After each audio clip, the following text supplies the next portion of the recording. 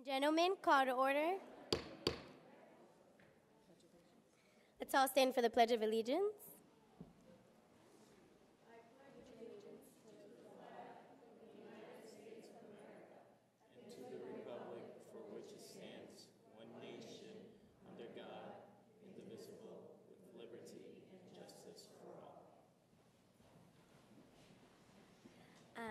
Good evening, everyone. I am so happy to see this room full of beautiful people. We hardly have a full room, so we are very excited to see everyone here.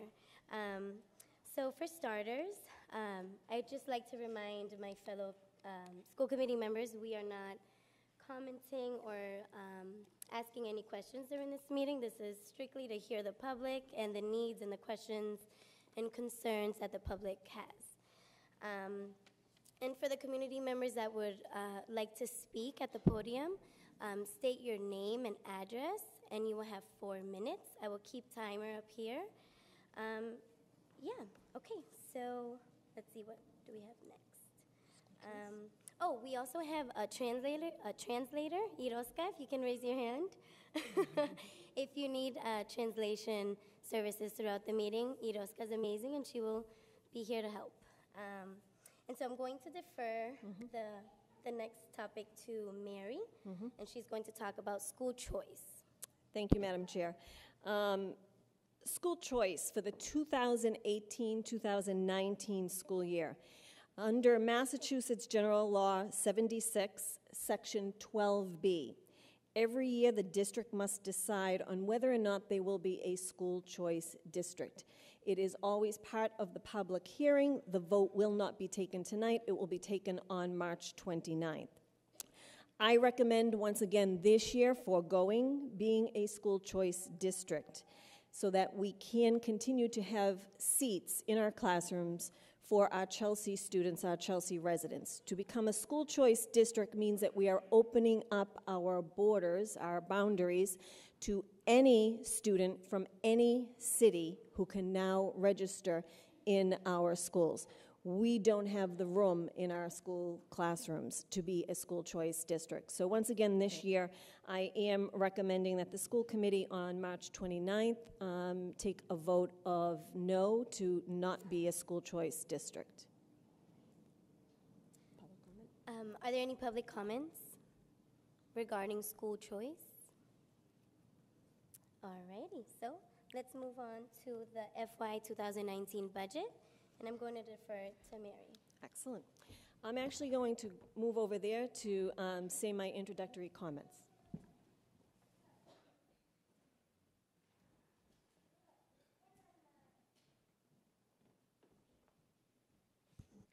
And I do hope that my staff who saw me this morning in a suit recognize that I am now wearing a t-shirt that says, "I love public education." So, ladies and gentlemen, good evening and welcome to Chelsea Public Schools Fiscal Year 19 budget. It's the public hearing. This year's budget represents a budget gap of $3.1 million between what we need and what we can do. 2 weeks ago, I told you it was $2.9 million. I was wrong. It's $3.1. We have worked very hard on this budget, in this budget season, to maintain a district lens and sacrifice for the greater good of our students and staff. We have maintained programs and services that are required, that are compliance, that are regulations or law. We have prioritized our accelerated improvement plans, our turnaround plan work, because that work is about our students' futures. We have made cuts that were the least impactful on classroom instruction, and we have shifted positions with the shifting needs of our student demographics. Positions shifted to where there is more student need. It is fitting that our FY19 fiscal year budget is being presented to you this week, because this week is Public Schools Week across the nation, even though we had snow days. Public schools are the foundation of our democracy. Ladies and gentlemen, I love public education. I know you love public education. Public education is inclusive and universal. We welcome and educate all races, religions, sexual orientations, abilities, and languages. We are the best investment with the highest return on our future as a country, dollar for dollar. Strengthening our public schools is the best way to ensure our children's success and our country's prosperity.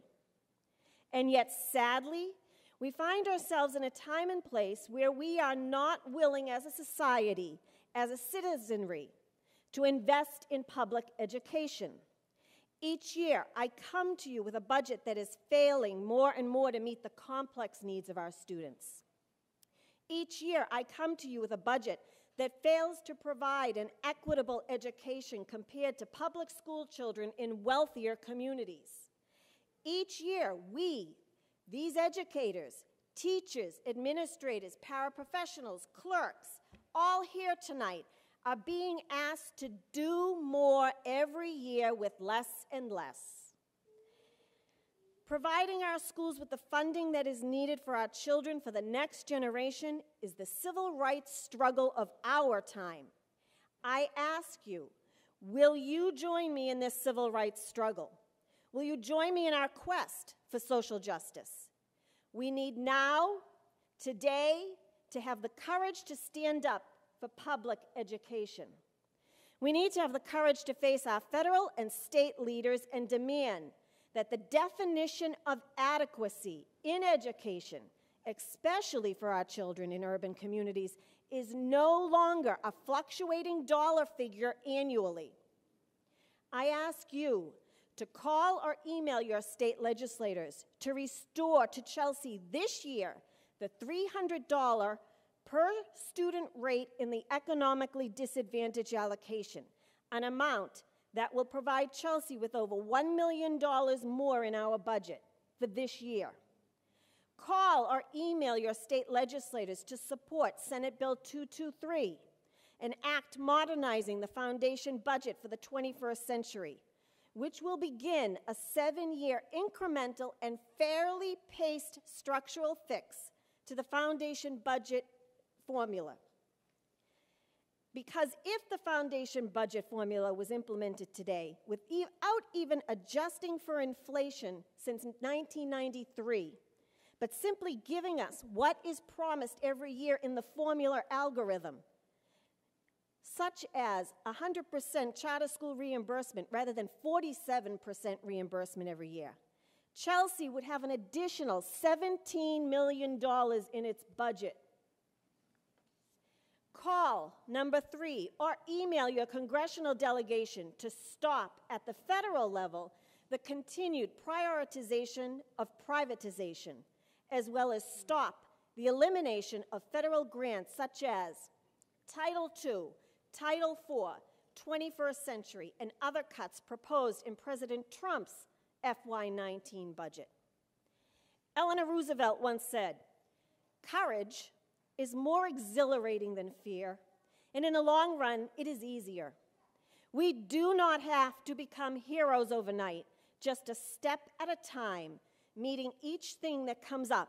Seeing it is not as dreadful as it appeared. Discovering we have the strength to stare it down.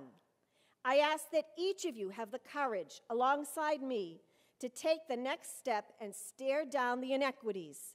I ask that each of you take up the next step in our educational civil rights challenge, in our search for social justice. We can't wait any longer. The structural deficit is causing harm to our children's futures. We need to start loving and funding public education once again. Madam Chair, I conclude my remarks, and I ask Executive Director of Administration and Finance, Jerry McHugh, to present our fiscal 19 budget plan.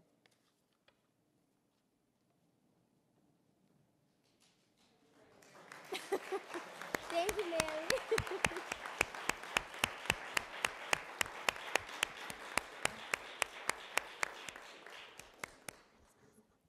Thank you, Madam Superintendent. Before I get started, I would also like to thank members of Mary's team at central office and Mike Mason's team at the business office and many of our administrators who are here tonight and the teachers in their school, because the budget represents the culmination of many hours of work behind the scenes to try to form the best spending plan that we can that meets the needs of our students with the money that we have to spend. So thank you all. Every year we usually feature artwork on our budget cover, and this year we decided to go with a poem that was written by a third grader at the Kelly School, and it was selected for Anti-Bullying Week, and she read it at the anti-bullying rally at the high school. And I just want to take a minute to read it. It's quick. Kindness is a word, but it can be many things. Never being mean or doing naughty things. Nice, polite, and friendly. Each of these apply. Saying nice to meet you or simply saying hi. So I liked it because of its simple beauty and the fact that it works just as well as in Chelsea as it does in Washington, D.C. So congratulations to Isabella. I want to talk about a few accomplishments first before we get into the budget. Clark Ave Phase 2 is moving along. We expect to be opening up that school, that second phase of that school next August. That will be gym, amazing technology suites, music suites, a library will be part of that Phase 2. The early college program continues to be a success at Chelsea High School, so we have Chelsea High School students able to take college-level courses offered from professors from Bunker Hill right in the high school. There was over 1,100 credits earned by students since the program began, and the savings between tuition and books for those students is $250,000, $250,000 in savings. So that program, and our students are successful in those college programs. In fact, the administrator told me that Chelsea High students are the most successful out of all the high schools that Bunker Hill is partnered with. We also have plans to expand our Caminos program at the Kelly School to grade 5 next year, and that's part of a longer-term vision to go right up through grade 8 with the Caminos program. And then our 8 schools are continued to be engaged in accelerated improvement and turnaround plans in partnership with the Department of Elementary and Secondary Education. Most of our revenue comes from the Commonwealth of Massachusetts, with the second largest layer coming from the city of Chelsea, and most of this money is through the Chapter 70 formula, and the third source of significant funds is federal grants. How we spend our money, most of it is spent on direct instruction, but when you look at special education tuition and the benefits that are associated with the teachers that are providing the direct instruction, you're up closer to 87 or 90% direct instruction.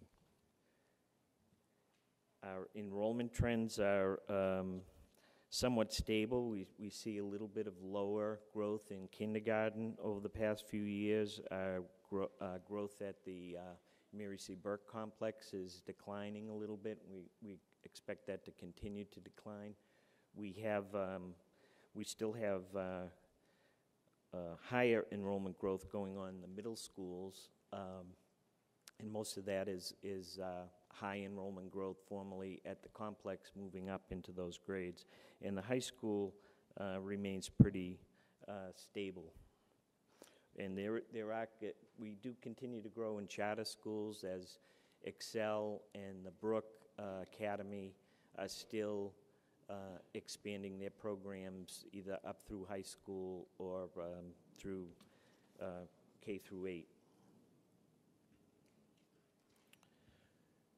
And this is just a numeric representation of that. You can see that our enrollment is fairly stable, but what's interesting is that our enrollment with our English language learner population has really grown significantly. So while our overall enrollment growth is stable, we have a lot of students that have significant needs so they can master the English language and be able to take their testing when that's due.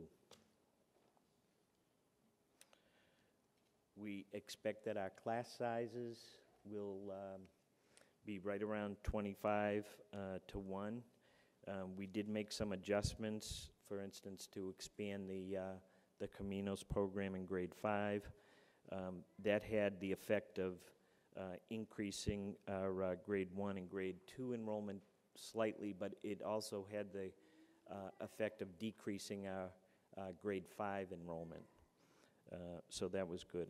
And part of our savings plan is to increase class sizes at the kindergarten. At the high school, it's a little bit different to gauge. There's all kinds of different classes being offered at the high school.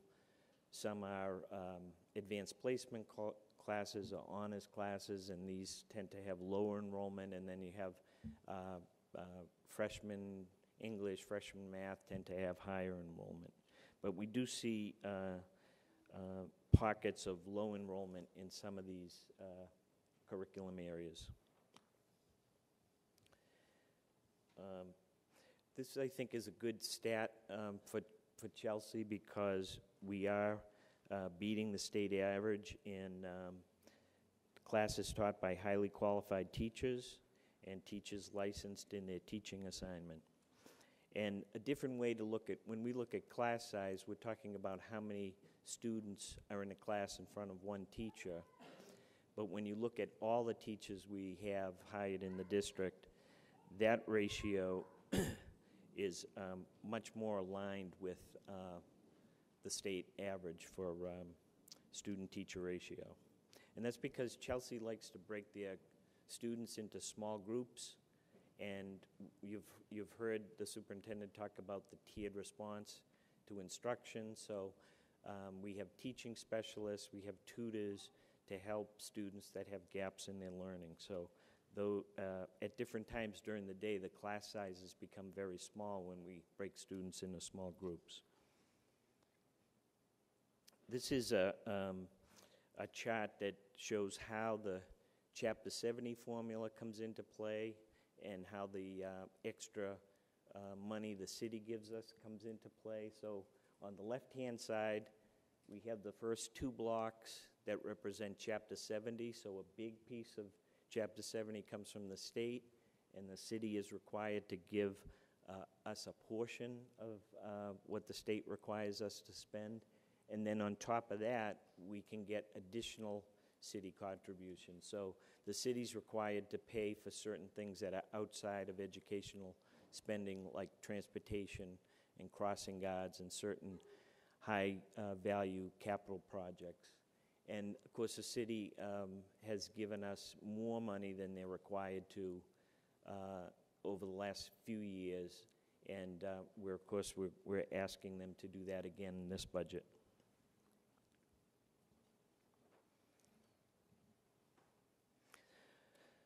So the governor has proposed a foundation budget for Chelsea of $93.4 million. Now this includes students that go to Chelsea, but it also includes Chelsea students that go to charter schools. We did get an increase of $3 million in our state aid, and that's primarily due to improved counts of low-income students and our higher population of English language learner students, which both of those populations get an extra allocation of funds under the formula. And then the city contribution went up by $1.2 million over last fiscal year. So the net increase for Chelsea is 4.2, and then we have to deduct out what's due the various charter schools that have Chelsea students. And that net charter school increase, as Superintendent alluded to, there's a tuition bill, and then we get a small portion of that reimbursed by the state. But the net increase in charter school tuition was $1.1 million. So what's available to the Chelsea budget is a net increase of $3.1 million. And we talked about the reasons for that. One thing to note, though, is that with the declining enrollments in the lower grades, we can expect our Chapter 70 allocation to go down. So it's very unlikely that we're going to get this much more money in Chapter 70 next year as we got this year. Then Superintendent talked about the underfunding, formulas that are not current based on this year's expenses, reimbursement formulas that are not fully funded, and we project that our budget would have $17 million more if the current formula was funded correctly. So this is just a repeat, but we start with this net Chapter 70 increase of 3.1, and then the city has to give us expenses for what's considered non-educational expenses, so transportation, capital improvements, and rent over a certain amount, crossing guards, and community use, which is our intergenerational learning program. So we expect the city will have to increase that allocation of funds by $254,000, and we also are asking the city to fund the school at an amount higher than their minimum contribution, and that amount increasing from last year is $239,000. So an increase from those two sources of funds of almost $500,000. And this sheet shows what we have in new funds to work with. It's basically a summary of everything we talked about before. We get to charge our federal grants, the cost of administration of those grants. It's a formula that's set by the state, and we're projecting that those funds are going to go down by a little bit amount. That's that small negative number. But basically, we're looking at $3.6 million in new funding that we can work with. So the problem is that right off the bat, we have salary obligations, we have contracts with our unions, fringe benefit obligations, and special education tuition. Those are all going up by $4.7 million. So we already have a funding gap of over $1 million. What the city has agreed to fund us at is $91.2 million. So this is an increase over last year, and we're certainly grateful for that. But based on our preliminary budget meetings with all our administrators and their programs, we really need $94.3 million to fund what we want to fund next year. So this represents a funding gap of $3.1 million. And we will be, and so it's necessary for us to implement a savings program to look in other areas of our budget to see if we can trim other areas that are not, that have a less of a priority, or assign a priority that's less than some of the other things that we need to fund next year. And what we need to fund next year aside from our foundational obligations, collective bargaining agreements and special ed tuition has in part due to compliance with federal law around special needs. So we have to add teachers in some areas of special needs because that population is growing at certain grade levels. But when we look at the budget to try to trim back, we have some goals and priorities that we keep in mind. We want to continue to support Tier 1 instruction,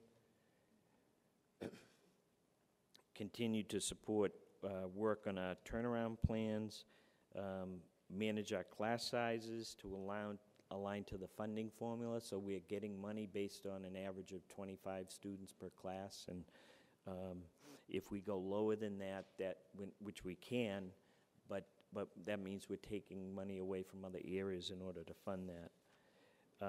We want to make sure we have salaries so we can attract those high-quality teachers that we have for our students. We have to maintain our compliance with our programs that we run, look for any duplication or strategies that aren't working. We want to continue to support staff and funding for student health and social emotional learning, and of course have an adequate amount of funds to have a safe and secure environment for our students to learn in. So our savings plan includes the discontinued funding for an administrative intern and a registrar position at the high school, and 4 teachers who will be identified later on once students get a chance to select their schedules for next year. But we'll be looking at areas of low enrollment to accomplish that. At the middle schools, we have classroom management coaches that we tried this year. There were some struggles, and we felt that given the financial situation, we couldn't afford to keep that going for another year as part of an evaluation of that need. And also a science coach at that area, so at the middle school level. We're going to replace the science coach with 3 lead teachers, which is basically an extra stipend for a teacher that's already in a classroom. And then hopefully if we get more money either this year or next year, we can restore that position. And we're going to reduce the Early Learning Center by 2 kindergarten classrooms. So the class size was projected to be about 23 students, and those classes have both a teacher and a paraprofessional assigned to it. So you have 2 adults in a room, and we felt like we needed to move back to 25 per classroom for that level of staff support for those grades. District-wide, we were going to discontinue the extended day program at the middle school. We had the 4 grades at the Brown and 1 grade 5 at the Wright. Had the Citizen School program. So we felt that it was an expensive program. It was about $1,200 per student, and we felt that it wasn't producing that results. Even though it was promising when it was first implemented, it didn't seem like we were getting any increase in the results. And quite frankly, the rollout to the second school, the Wright School, was a little bit problematic, and we had concerns of continuing to roll it out up through grade 8 at the Wright, whether or not those problems could be corrected, mostly around classroom management. We also had a position saved for a principal who was on a leave of absence that we do not have to fund because the person made a decision not to come back. We're going to transfer the REACH director to be fully grant funded next year. We have 10 teachers on stipends to implement our Mastery Connect program. It's an assessment program for teachers, so we feel like after 2 years of implementation, we should be able to get by without that implementation expense. We currently have 10 vacant one-on-one paraprofessionals. So this is an account assigned to the special education district-wide office, and some students, based on their need and based on a decision of their team, sometimes they decide that this person needs a one-on-one para because of a particular disability. So there's no easy way to predict that, because some student who's able to function without that service may need it next year, or vice versa. Some person might be fine to be on her own with just the support of the classroom para, but we felt like we couldn't have the luxury of carrying those positions in case we needed them for next year. And we did reduce our extraordinary maintenance requests and technology requests by $300,000 and $150,000 each. We'll still be able to increase those lines, but just not as much as we wanted to. And we are proposing to reduce the number of buses that serve the Mary C. Burke complex from 9 to 7. And part of this thinking, we'd prefer to leave them if we had the money, but we do have declining enrollment at the complex, and we do have a large cohort of fourth graders leaving the complex and a smaller cohort of kindergarten students coming up. So right now we don't have enough seats for the number of parents that need it, so we have a waiting list that's rank ordered based on more or less a first come first serve basis. But so we'll continue with the waiting list next year in order to implement that. And we do plan to use $200,000 in circuit breaker funding, which is a special state aid category for special needs tuition. And this is money that we actually were projecting to use in the following fiscal year 2020, but we'll divert $200,000 of that to help support FY19 expenses. And from that savings, we can close our funding gap, and then we can add the following new savings. Special education teacher at the high school, so we can begin to implement a social communications plan at the high school. We have it fully implemented in pre-K through 8, and students will be being promoted up to the high school, and we need to provide a program for those students. A part-time translator for education to meet with when parents meet during the day with teachers, particularly important at the high school, because with teachers on different schedules, it's hard to find a time often that works for parents and teachers. So this special education translator facilitates the scheduling of those meetings to accommodate the parents. We are launching Chelsea Opportunity Academy next year, so this was a new program designed to target students that are over age in grades 9 and 10 and get them on a track to graduate, because oftentimes they're on a track to drop out. And this was funded through a planning grant from the Barr Foundation, and we have been invited to apply for a second round of funding, which would be $750,000 over the next 3 years, and this $300,000 represents Chelsea's share to that commitment. And this would allow us to, and it will be its own school. It will be co-located within the high school for the first couple of years, but eventually we hope to grow that school to about 150 students, and we might need to find an off-campus location for that school. But the Chelsea portion of the money will fund a principal for the school and 2 teachers, and then we expect in the first year 4 positions to be funded by the grant, another 2 teachers, an adjustment counselor, and a lead teacher. Let's see, we also need a special education teacher and paraprofessional at the Wright Academy. That's because the student special needs population is growing there, so there's a maximum of 12 students per class in that in special needs, and that allows us to maintain compliance with that law. And we are proposing to add a grade 5 teacher at the Clark Ave, just to deal with large class sizes that were projected for that grade level if we didn't do anything.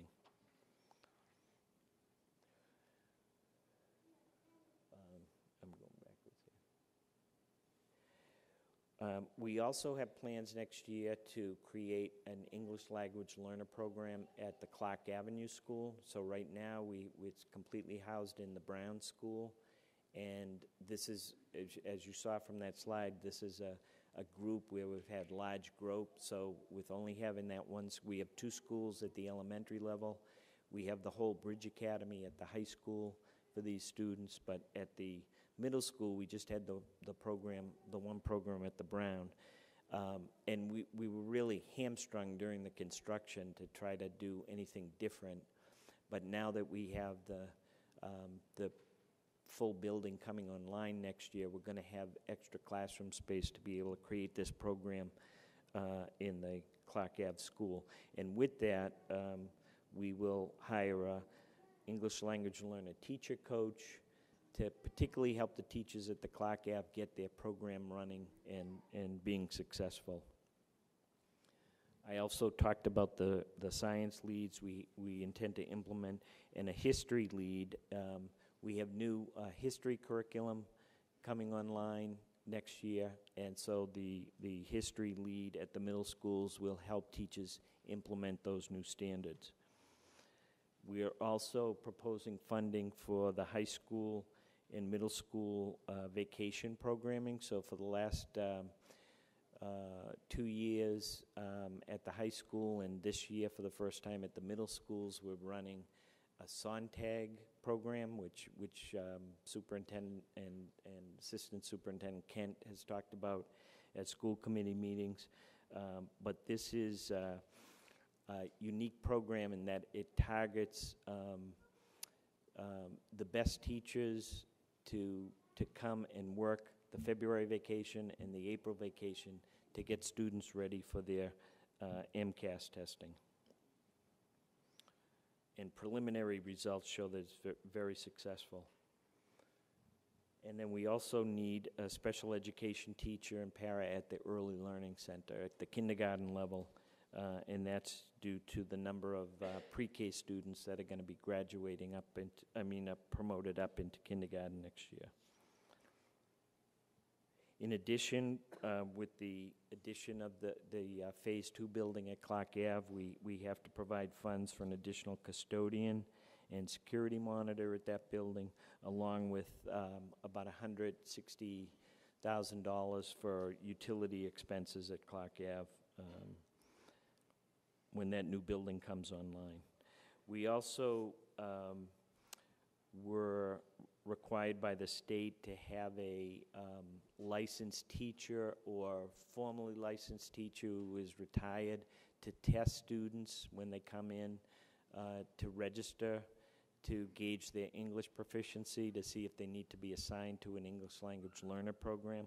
So that was done by the staff at the Parent Information Center, and even though they did a pretty good job at it, the state felt like they wanted to have somebody licensed because it's not only giving the test, but it's also making a judgment about their proficiency.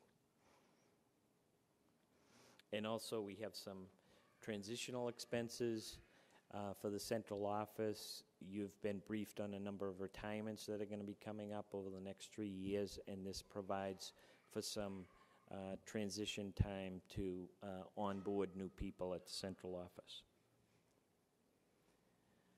So all in all, if you take away the 10 paraprofessionals that are vacant, we're really talking about eliminating 16 positions, so we can add back another 14 and a half. So some teachers some teaching positions are not funded next year, but other teaching positions are funded. And what typically happens is there's a certain amount of turnover that happens within the teacher ranks, where either teachers aren't making it, and that due to evaluation they're not invited back, or other teachers move on. So most of the time we're able to, when we've had these situations where we have to reduce positions, there's often other positions for the people to be able to go into. So this is just a recap of what I just described. We had what we need for salaries and fringe benefits and special education tuition, what we had for new money, our funding gap, which was a little bit over $1 million. We come up with a savings plan of $3.1 million, and that allowed us to fund an additional $2 million in new spending that we felt was either very important or required. And so we no longer have a funding gap, and we have a balanced budget to present to city manager. Some of the other concerns we have is that the state's foundation budget continues to undercount low-income students. So they did make some big improvements this year, but there's still, there were over 5,800 low-income students in Chelsea in FY16, and in FY19 there's only 5,000. So we don't think all our low-income students are being counted, and that costs us money in the formula. Student mobility still presents a challenge, so the cost of housing is a burden for many of our families, and they're often scrambling to find rents that meet their incomes, and this mobility has a serious effect on student achievement. And of course, the lack of consensus in Washington is creating a lot of anxiety and uncertainty about, can we still depend on Title I funding and Title II funding next year? On a positive note, the city manager has recommended to the city council over $2 million in capital improvement spending for Chelsea public schools. And we hope to use the funds to renovate science labs at the Wright and Brown schools, replacing a boiler at the Wright and Brown school, a new playground for the ELC on the Central Ave side. We're currently will be starting a project this spring to replace the playground on the Central Ave side. We have a master planning project to look at all our fields and playgrounds at the other schools, particularly the Mary C. Burke complex. And we have a Phase 2 funding for the Veterans Field replacement and the track replacement at the high school as well, which is at the end of its useful life. And that's in addition to our own projects that we fund in the Chelsea Public Schools budget. Most of that money goes to our maintenance contracts. We do have to start replacing our clocks and our intercom systems in all our schools.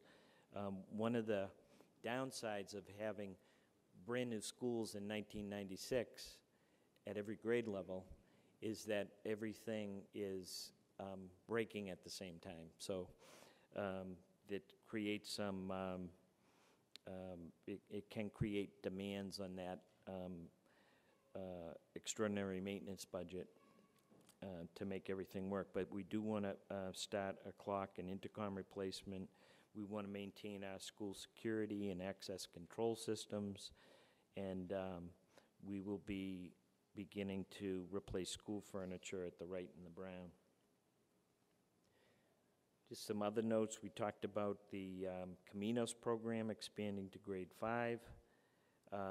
We are providing funds to create an assistant director position at the Parent Information Center. Now, we expect that we will reorganize a position that we currently have, so there'll be a slight increase in funding for this, but it's not a full new position. And we may actually, because we want that person to help families make sure they're accessing state benefit programs that they're eligible for, because it's those state benefit programs that the state is using to count our low-income students. So it's going to help our families, it's going to help Chelsea Public Schools with its Chapter 70 allocation. But we also expect we may be able to get a grant through the SNAP program, because this is an outreach that is funded through the SNAP program. So it could actually be a no-cost item to the budget. We also talked about Chelsea Opportunity Academy rolling out early childhood program. We also we have been partnering with the Harvard School of Education to establish a residency program at the high school, and we so they've been working in our summer school program, but next year they'll be working in our high school. It's there's no cost to Chelsea Public Schools, other than they do get paid for these, but we'd be paying teachers in any event. So they're full fledged teachers at the high school. They're still in their graduate program, but the design is in order to recruit highly qualified teachers and to build a pipeline with that school, targeting math and science are often very hard positions for us to fill at the high school level. We talked about ELL program expanding into Clark, and we are, with the elimination of the extended day program at the middle schools, it's going to give us a chance to align the dismissal times. And if we do get more money, we did have a plan to provide more enrichment programming at the middle school level that we could not go forward with because of our budget constraints. But if we do get more money, our plan was to have each school offer a unique set of enrichment programs, and with the aligned dismissal time, a student from the Brown might choose to go to Clark Ave for a particular program, or Clark Ave might go to the Wright School for a program that existed there. So that will come a little bit down the line, but that's an advantage that we'll have if we can get all the schedules aligned. We do, because part of Citizen School was funded in our Title I program, we expect that there'll be savings on Title I, and with fingers crossed, if we get the same amount of funding that we got last year, we'll have some additional funds to be able to provide a reading teacher for each of the middle schools. And the middle school is, we're going to begin to develop a cross-country track team at the middle school level. There's interest at the high school to create a feeder program for their program, so we're going to try it out, see what kind of participation we get. Another piece of good news is that the health insurance budget only went up by 2.7%. And I can tell you, 10 years ago, it was going up by 14, 15% per year, and it was just really sucking a lot of money from other things. And this is in part the city manager's vision was to create a self-funded program. So right now, Chelsea operates its own health insurance program. It offers their employees the Harvard insurance. So Harvard acts as an administrator, and they get a small fee for running the program and giving their set of benefits. But it has saved us quite a bit, and we would be in a much deeper hole than we are now, because we were projecting an 8% increase in this line item before we got the good news. We're also expecting to reorganize our technology teachers at the complex to become more integration support for our teachers. So we have a lot of technology in the schools now, and like a lot of technology, we're probably only using 20 or 25% of what it's capable of. So if we can show teachers how the technology can help inform their instruction, we think we'll have better student achievement because of it. And we also, if you look at your budget book, you'll see in the schools, you'll see security monitors going down, but that's because we're transferring the security monitors under the facilities management program. And that's something that actually took effect this year. It's just that we're accounting for it in the budget under facilities for the first time in FY19. And keep in mind that this is based on the state aid that the governor proposed. It's in the House of Representatives right now. It could be a different number when it comes out of there. The House, it goes to the Senate. It could still be a different number in the Senate, and then there's a conference committee after that to try to reconcile all three budgets. So usually they don't try to deviate too much from what the governor proposes, but it can change. And as the superintendent said, we're hoping to restore the low-income funding that got taken away to try to balance the state budget. And then we also always assume that the grants that we receive this year will be sufficient to fund the staff that we have on those grants next year, and that is subject to change. But we don't find out the status of those grants until late May or June, sometimes into July. So we have to make our best guess. So we had this slide on questions. I know that we talked about no questions, so I'm going to defer the rest of the time for a lot of the public that might want to comment on the budget. Yeah. Thank you, Mr. McHugh. That was a lot of information, right? But thank you for providing such a transparent overview of our district. We would like to now open it up to the public. Friendly reminder, if you would like to speak, state your name, address, and then the comment, and you will have 4 minutes. What was that? Oh, and fill out your name in the sheet on the table. Thank you.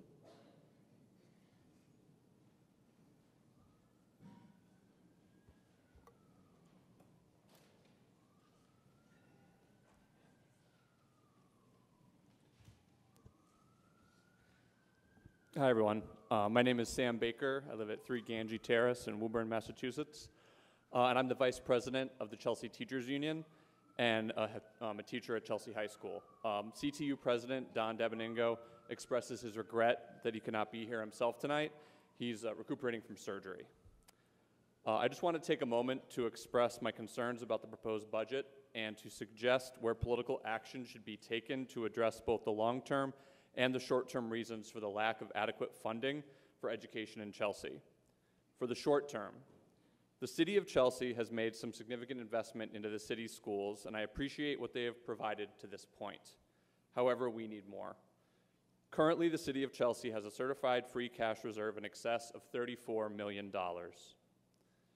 The city is seeing significant real estate development, including hotels, waterfront opportunities, and the Chelsea Clock development right across from the high school.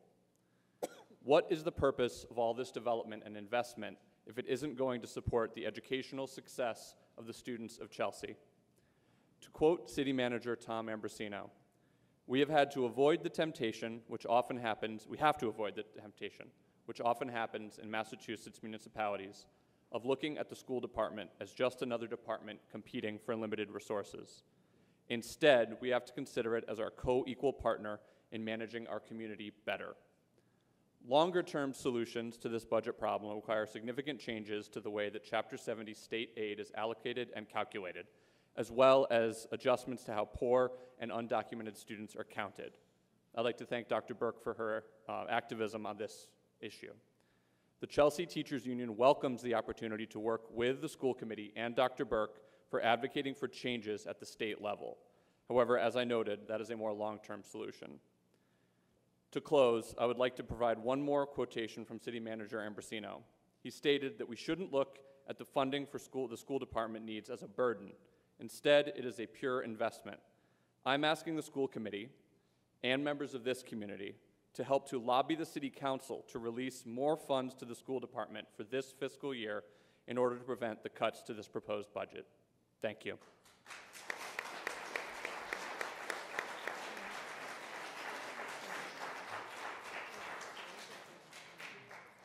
Hi everyone, my name is Catherine Anderson. I live at 51 Ellery Street in Cambridge, Massachusetts. I'm the 7th and 8th grade special education liaison at the Brown, and this is my 5th year serving the Chelsea community. Last year, the school committee was presented a budget slashing resources across the district, especially special education teachers at the middle school level, along with the addition of a superintendent position as a budget-neutral item. The committee then heard from dozens of teachers, students, parents, and community members about the devastating impact these cuts would have on our children. The committee, hearing these concerns, promised to go back to the budget and look for any possible changes to be made. Weeks later, the committee passed the budget unchanged, and as a result, our children have suffered. Caseloads have soared while available resources and services have plummeted. Children have been left to struggle without support in mainstream classes, while intervention and supply funds were cut, leaving teachers working ever harder to get the necessary materials for high-quality lessons for our students. Many of our schools have entered voluntary turnaround status, all but the high school with no related increases to our funding. Our staff and our students have been aggressive in addressing the increasing and increasingly complex needs of our brilliant, resilient, and magnificent children, and it's time for the school district to do the same. At the Brown Middle School, we have 3 special education liaisons serving a student body of 626 students. Our liaisons work with 3 or 4 grade levels and co-teachers and classrooms, working with huge spans of standards, teaching styles, and grade level expectations. Liaisons are expected to serve up to 56 students, making a truly individualized education plan nearly impossible. You're fine. With only 3 liaisons and a never-ending standardized testing schedule, we're forced to choose between providing students their legally mandated testing accommodations or their legally mandated co-teaching services on a monthly, and in this season of MCAS, near daily basis. We scramble to find moments to co-plan or modify lessons. Our students flounder in science and history classes where there's no option for co-taught classes or paraprofessional support.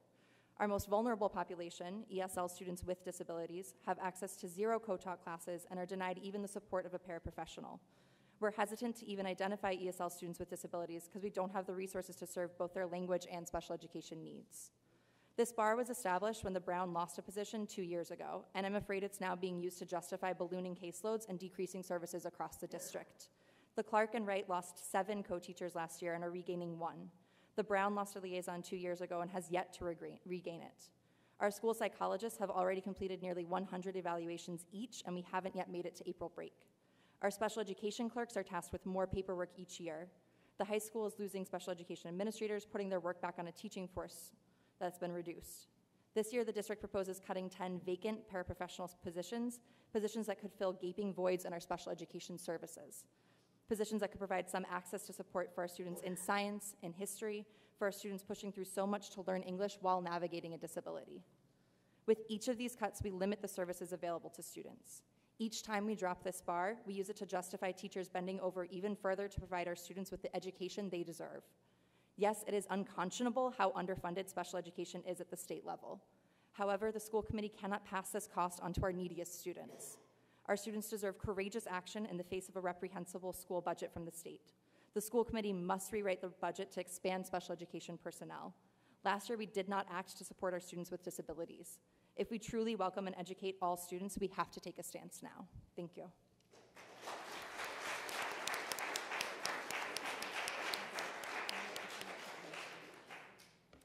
Good evening. My name is Courtney Phoenix. I'm at 130 Sycamore Street in Somerville, Massachusetts.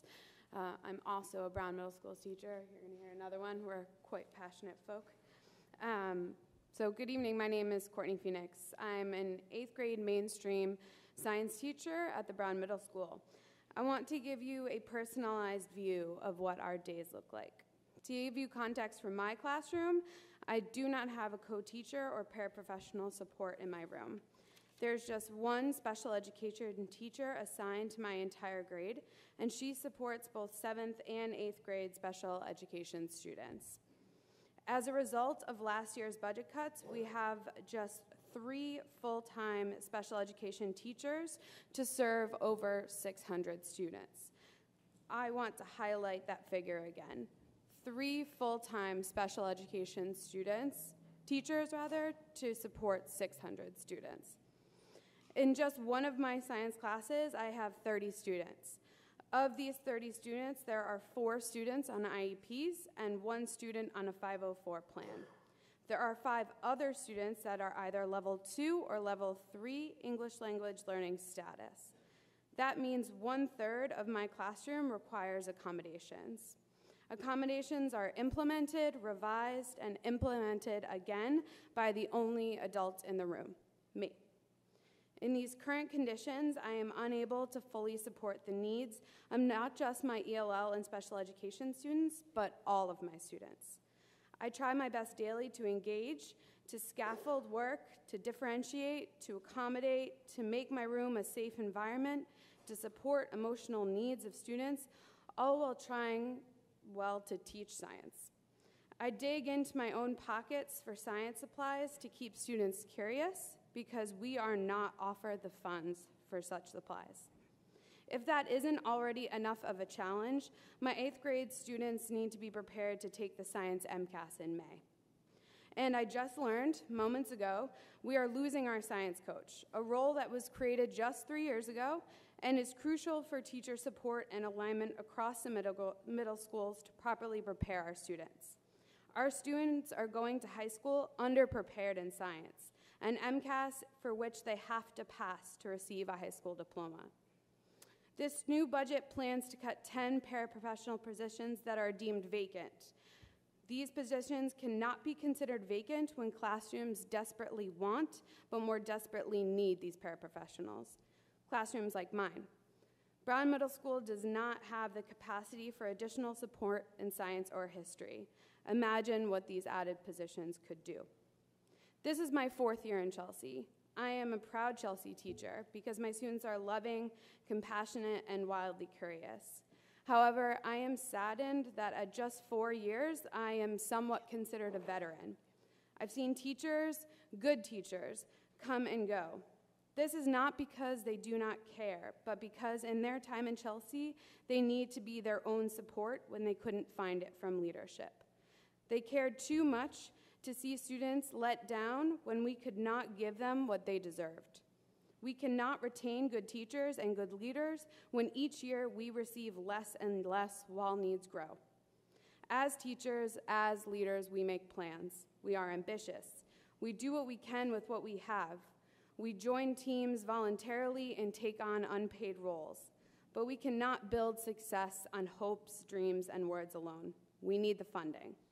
We need the support. We need what we are not currently or in this future budget receiving. Thank you.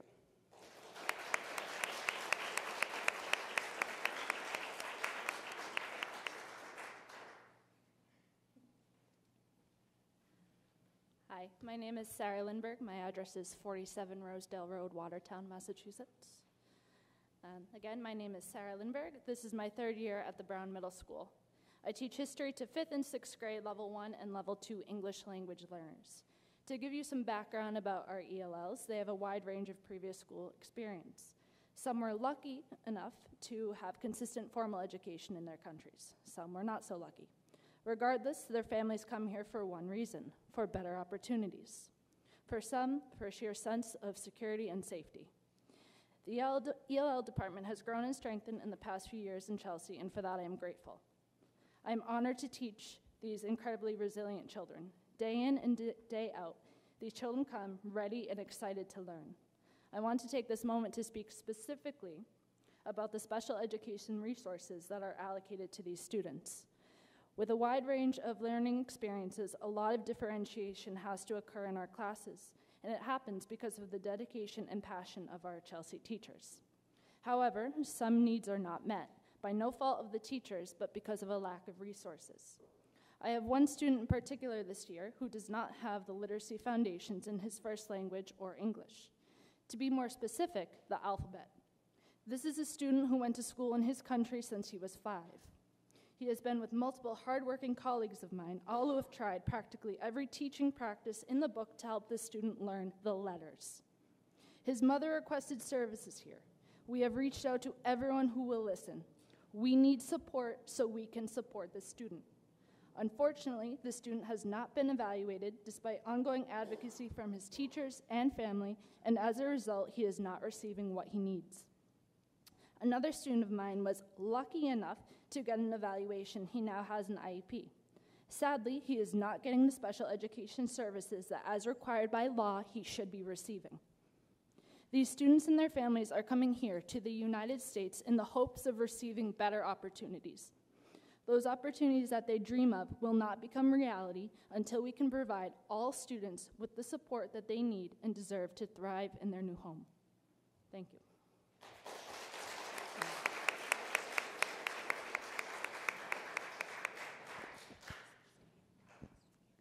So my name is Stephanie Villatoro. My address is 176 Chestnut Street, but I'm also a senior at Chelsea High School. I'm very grateful tonight to be here as being a representative of the youth leader at the Chelsea Collaborative, but also seeing every other youth here tonight.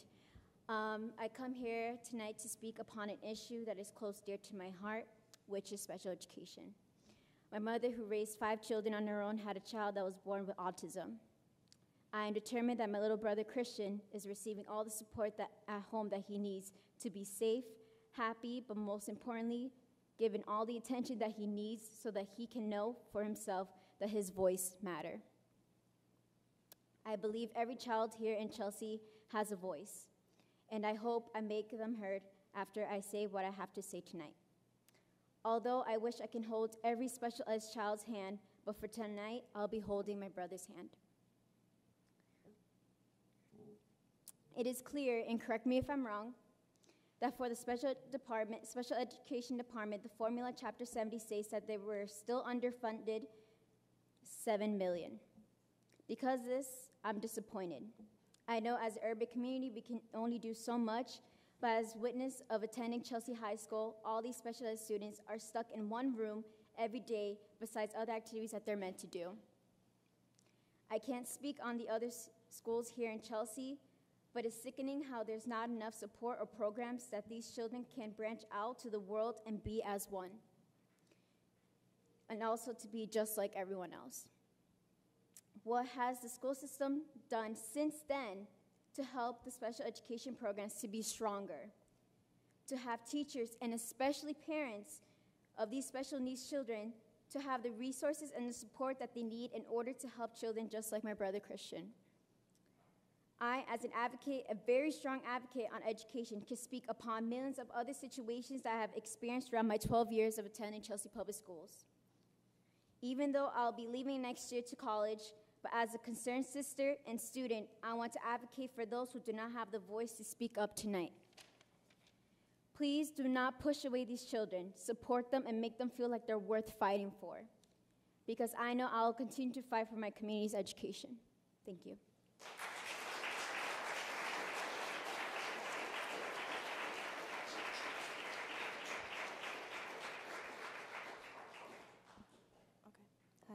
Okay, hi. My name is Deja Freeman. I live on 64 Beacon Street in Chelsea.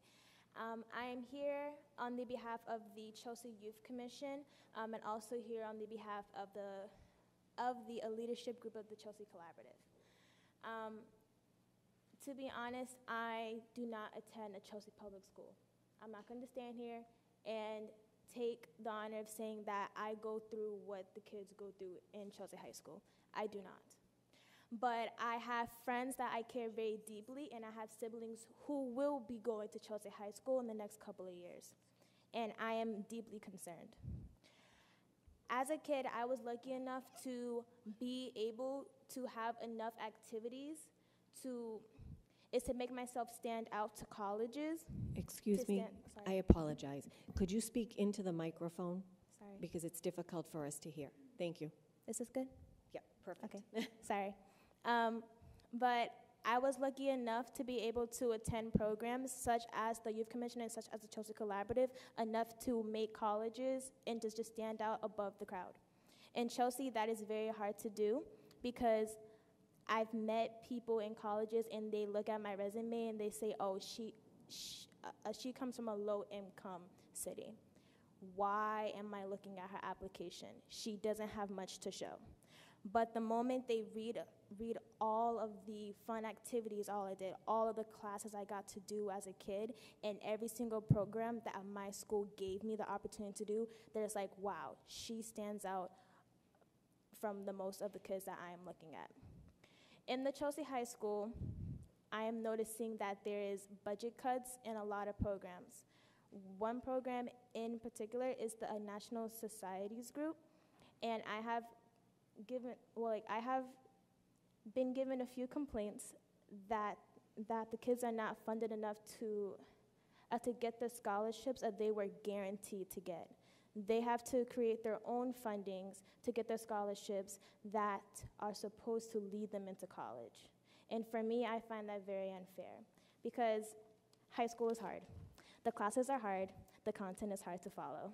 So for someone to be in the National Society's Honors Club and to also have to struggle to make money to get their scholarship is very unfair because these kids are working so hard, and I see it, and I see the work that they're doing, and they are pushing themselves to the max. So I am asking, just as a concerned student from Chelsea, I live here and I see the kids here and I see them every day. I'm just asking to please put a little bit of money into making sure programs that help kids move themselves into college are still funded properly, and that kids don't have to fight to find places to get extra help and extra guidance for college. Thank you.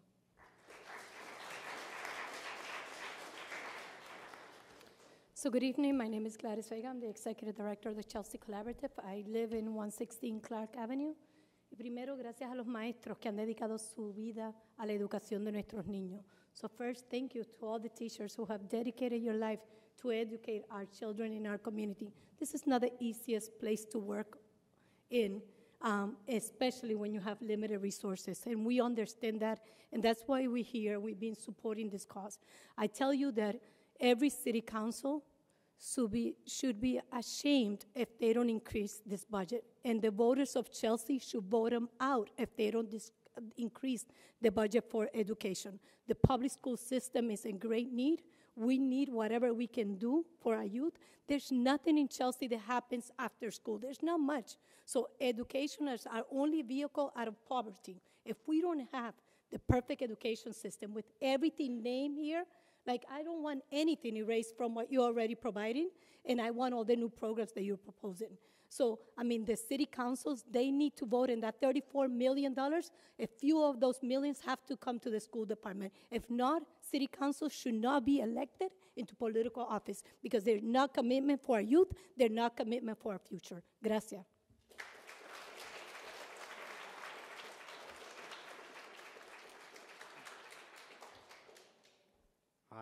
Hi, my name is Raul Figueroa. I go to Chelsea High.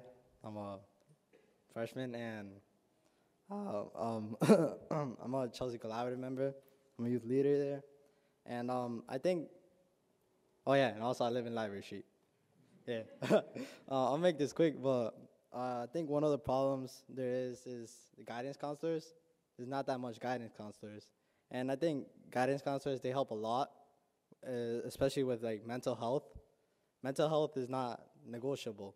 Mental health is a big problem because lots of kids go through bad things in their life and they don't have support So the only support they have is sometimes guidance counselors because the parents aren't home or something. They can't talk to them. So I think bringing in more guidance counselors will help more because there's not that much guidance counselor in Chelsea High. There's not that much time you have with your guidance counselors. Well, you have like 30 minutes, something like that. Sometimes you need like more time with them, and you don't have that time. Thank you.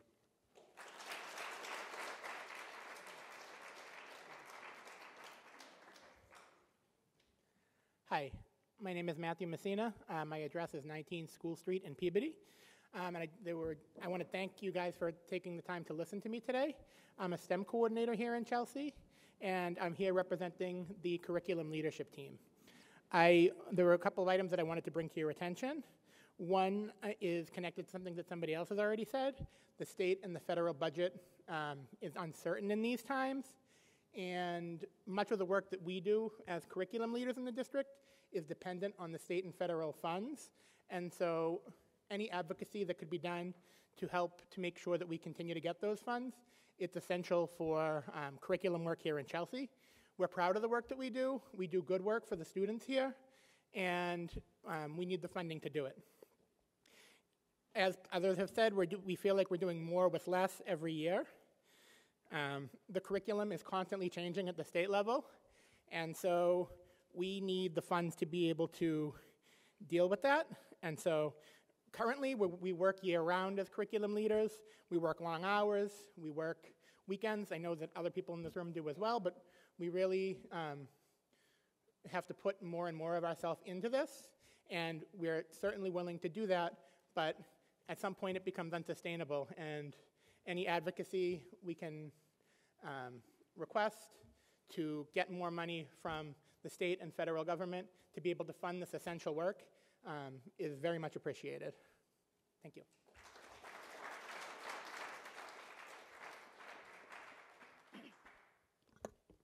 Good evening. My name is Preeti Johari. I live at 16 Chatham, Cambridge. I am the principal of Chelsea High School. I want to thank you for taking the time to hear our comments and our concerns. I know, school committee members, that you are incredibly proud of our schools and the programming that we have there, and that you know our schools and you know our kids because you are present at our school events, you are present at our schools.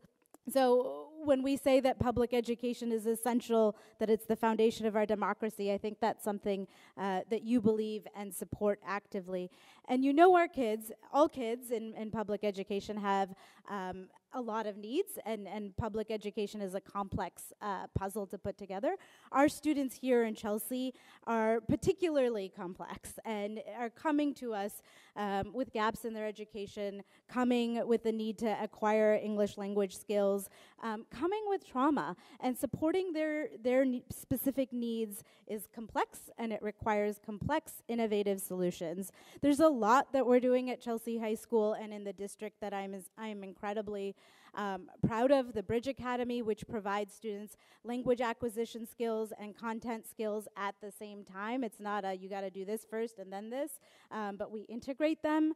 Our integrated career pathways, which are introducing our students to different fields that are popular in Chelsea, that are needs in Chelsea, but also and also meeting their interests. And then our early college program. Jerry shared some stats with you, but this year we have 90 seniors on their way to graduation that already have 12 or more credits to be ready for college. So these are life-changing programs for them.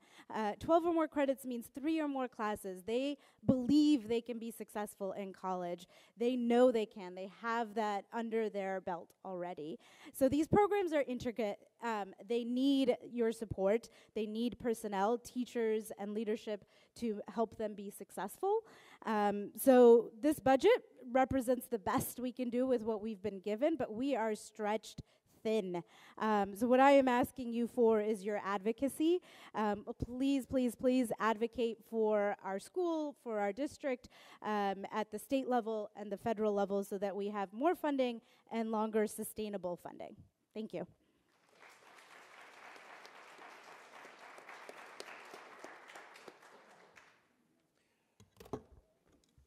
Hello, my name is Matt Bennington. I live at 168 Albion Street in Somerville.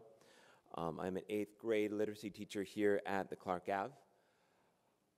I stood before you last year at the budget meeting where I learned about the budget cuts that would end the jobs of some of my colleagues. I voiced deep concern about the educational legacy the reduction of spending of special education staff would force upon our most vulnerable students. I stand before you as we discuss a shortfall of more than $3 million. These shortfalls are devious. The research shows us that small advantages provided early enough result in significant advancement over time. So, what about disadvantages? Year to year, the changes may seem small, but they do accumulate. Not enough of my students are reading at grade level, and not enough of my students will enter high school that way. I want to provide a little context. I work with a first-year teacher who teaches 150 students. I challenge you to name 150 people in your own life and tell me 3 things about them. These are young kids who need a lot of personal attention. I am profoundly grateful for the new building at the Clark, but I invite you to take a look at the bottom hinge of my new door. I'm missing 3 of 4 screws because it's been slammed so often by angry students.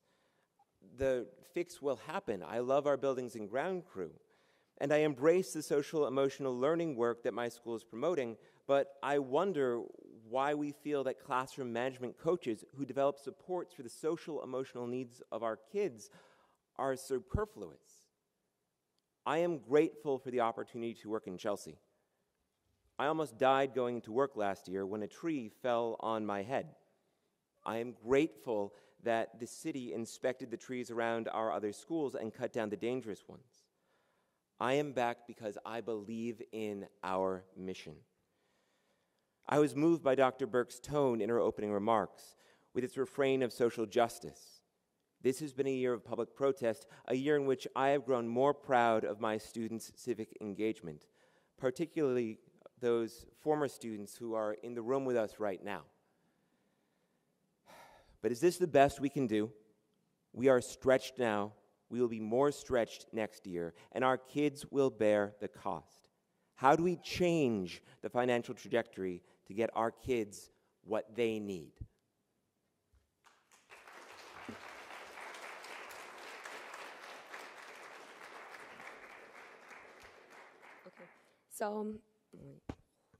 So my name is Jessica Ponce, and I live in 257 Maple Street in Chelsea, Massachusetts.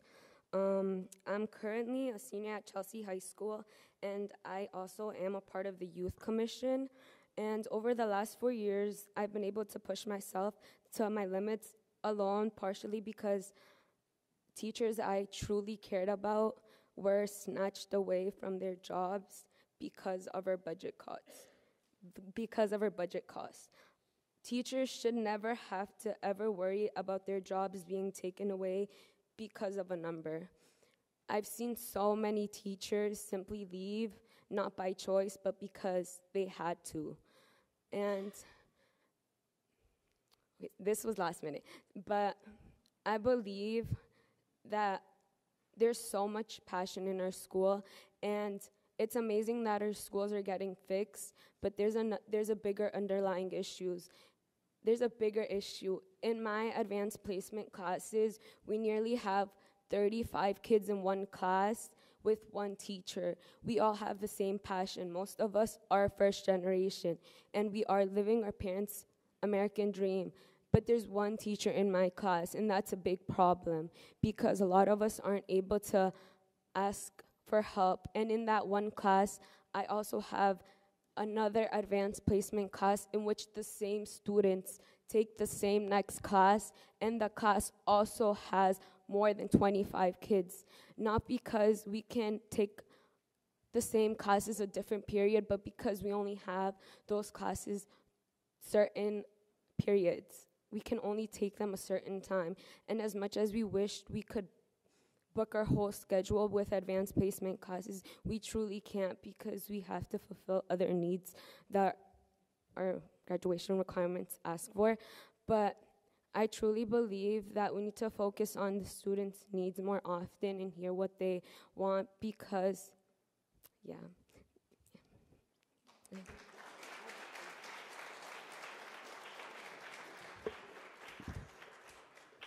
Hello, my name is Walter Rodriguez. I live on 85 Garish Ave. I go to Chelsea High. I'm a freshman. I came here to talk about the undercut and could it affect our safety. We've seen all around America school shootings, so I would want you guys to think about would the undercut affect our safety and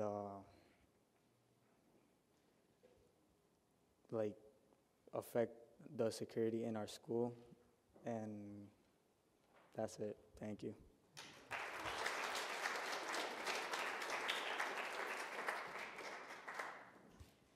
Good evening. My name is Adele Lubarski. I live at 20 Eisenhower Road in Peabody.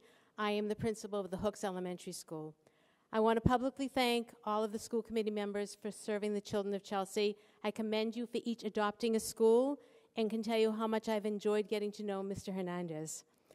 I have been in the district for many years and have been there during good times and not so good times. However, throughout my tenure in Chelsea, one thing has always been in the forefront: providing the best education we can for the children of Chelsea. We have, I feel, the best children, staff, and families. We provide our children with a great education and caring and dedicated staff. We cannot let our children down. Cuts in funding have created bumps in the road to success. However, we always manage to move forward. One of my teachers sent me an interesting information about icebergs. What we see of an iceberg is success. The iceberg is beautiful and seems almost perfect. However, we don't see how the iceberg was formed.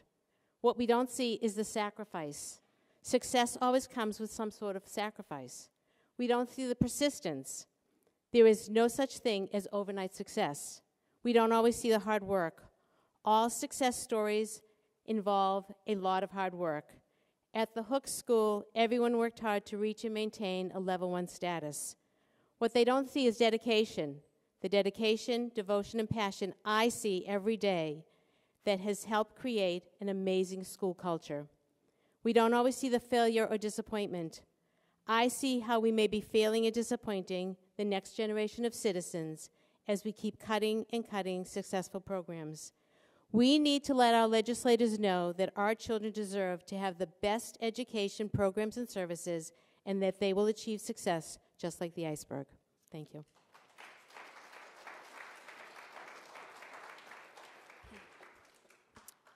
Good evening. My name is Pauline Lapierre. I live on 56 White Street, and I am a member of the Youth Commission. I am a 11th grader at Chelsea High School, and I felt like if I didn't say anything tonight, I would leave and regret it.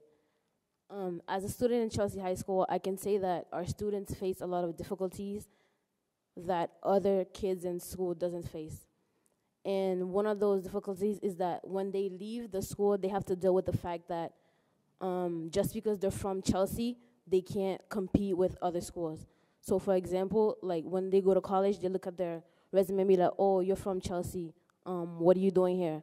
And I feel like the reason is because our school doesn't have the funding they need to provide programs for these kids to be a competition to other kids.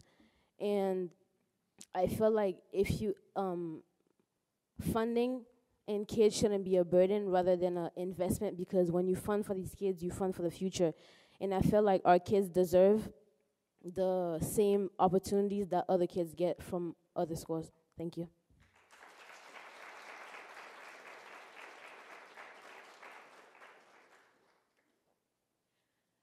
Good evening. My name is Julie Shea, and I'm the principal at the Brown Middle School. I reside at 180 Somerset Ave in Winthrop. Thank you to the school committee for listening to our voices, the voices of educators, the voices of students, the voices of the community. Education for equity needs to include funding. We have heard a recurrent theme. We are being asked to do more with less. We have many great families in our community who care greatly for their children. They have come to Chelsea in many different ways, with many hopes, but a common love for their children and a hope for their future. Our families and our children bring many different gifts and talents to our school community, to the city of Chelsea, to the state of Massachusetts, and to our nation. As described by my community colleagues, many of our students come with complex needs and varied educational backgrounds. Our teaching staff and school community is committed to meeting their needs. Our teachers and support staff work tirelessly to support our learners. Our students have great potential, but they need more time and more resources. More time and more resources require increased funding. I call on us as a community to commit to advocacy at the local, state, and federal levels. This advocacy to change the funding formulas to be more equitable, to restore the $300 per pupil, to urge city, state, and federal elected officials to increase funding and support varied grant funding sources such as Title I and Title II, to create a culture that funds the diverse learning needs of our students as a prerequisite for equity. We cannot let our nation forget that educating all of our children is an integral part of creating opportunities. I am proud to work in Chelsea and to work with your children.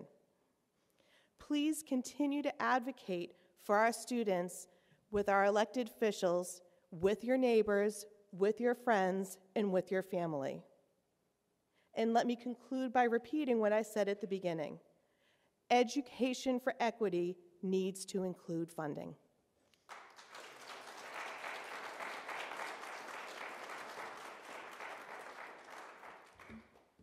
Can you guys hear me? Okay. My name is Marcela Castillo, and I live on 110 Chestnut Street in Chelsea. I'm also part of the Youth Commission. I am a junior at Chelsea High School. As you can see, my head is shaved. I did it because I felt like I had control. I feel like I have no control in my school. Last summer, I went on a wilderness trip on my own, and it was because my teacher nominated me for Summer Search. I used to go to a charter school, and I transferred to Chelsea High. I'm grateful for the opportunity, but I want other students to have that same opportunity that I had my sophomore year. They should be able to have control and over their futures as well, so that they can see that they're able to leave from Chelsea and go to other places as well. Thank you.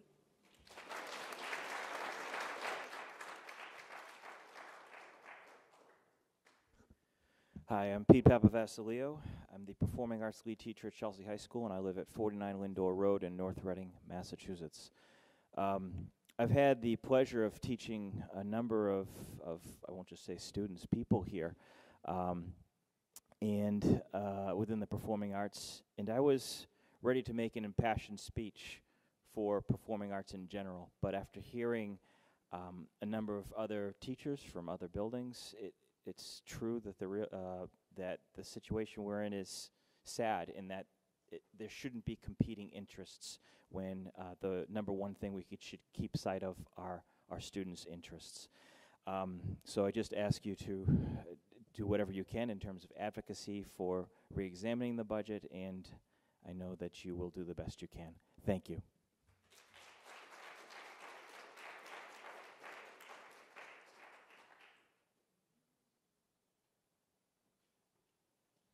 Hi, my name is Zuilda Rosario, and I live at 593 Broadway.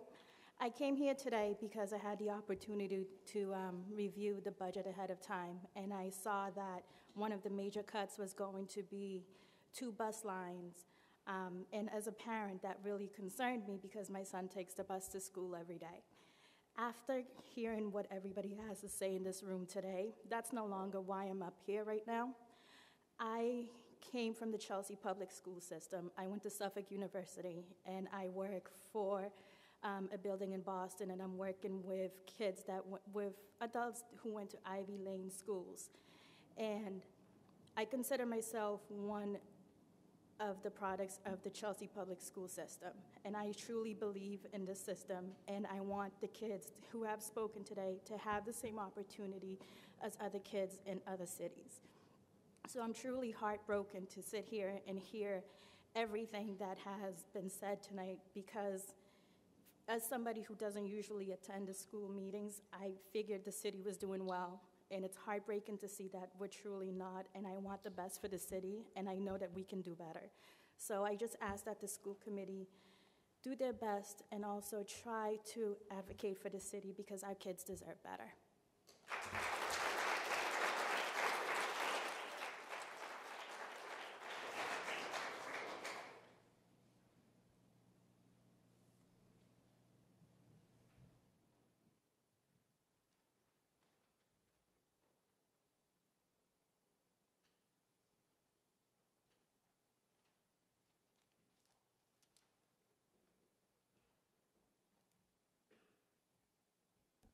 Good evening. My name is Norielise de Jesus. I live at 31 Lewis Street in Chelsea. I also attended public schools in Chelsea.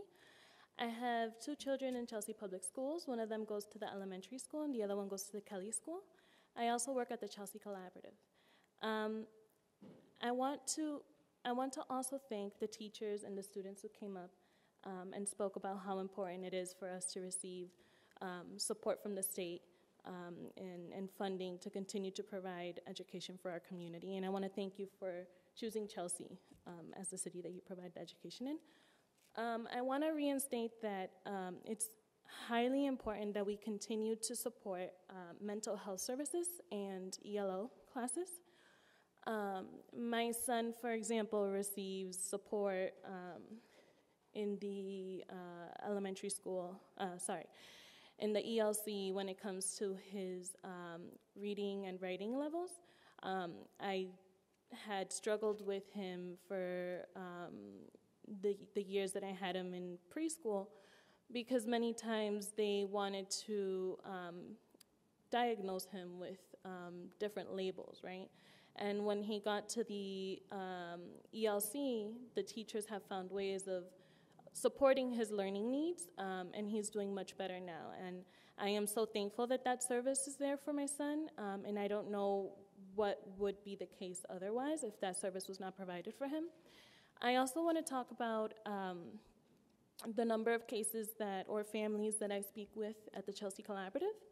I worked in the housing department for quite a while, and I have been able to see firsthand the trauma that many of these youth have due to the current crisis with housing, right? And the rent hikes that we see and the gentrification that we're being hit with. We have to acknowledge that during the day as we're teaching these students within the schools, they may just be another student, but when this student goes home, they may not be going home to a owned house, right? Their parents may not be a homeowner, but they also may not be a renter, right? A full apartment renter. They may be subleasing. They may be going home to strangers. They may not have even a living room to do their homework. They may just have a pantry, for example, which is some of the cases that we've seen with families where you have a single mom with two children renting a pantry within a kitchen, no access to the bathrooms, no access to cooking dinner. So we need to make sure that our teachers have the support and are aware of these conditions that students are facing at home, and are able to understand why maybe these students are tired in school, or why they may be disengaged, or why they're coming to school late, right?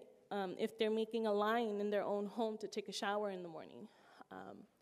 So I just want to thank you guys for your support and for advocating for more funding for our schools. And I hope that when we're able to receive more funding, that we can have more conversations around how we can better support the community that we serve. Thank you.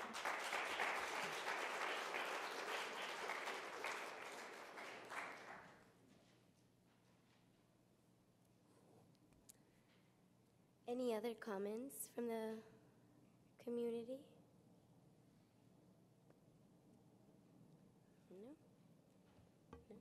Alrighty.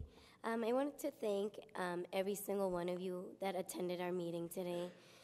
We have taken notes and we will take everything under consideration. Budget cuts are never easy, and we as a team will do our very best.